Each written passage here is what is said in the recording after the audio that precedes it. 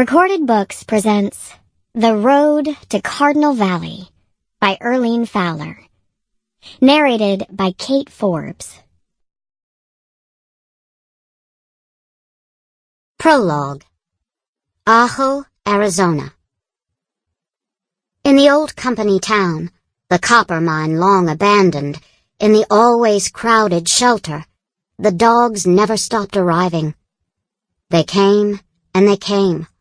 All shapes and sizes, with hair as fine as bunny fur, and scratchy as old steel wool.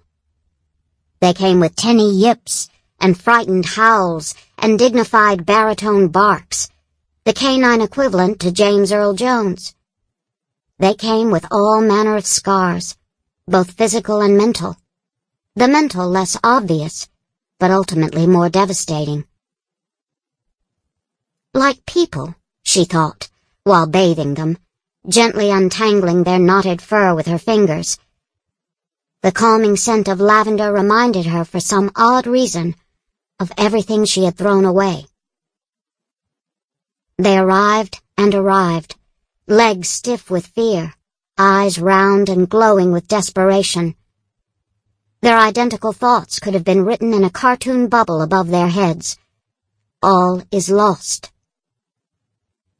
She understood those feelings. She suspected it was why elderly Dr. Beth, who owned the shelter, asked her to work with the new ones. She would murmur reassurances in her silky drawl, a voice that hinted of green mountain hollers and gurgling creeks, a place where the air was thick with pollen and ripe with the sound of crickets and bees. Slowly the dogs comprehended that their suffering was over, that this was the end of the line, and that this time it wasn't a bad thing.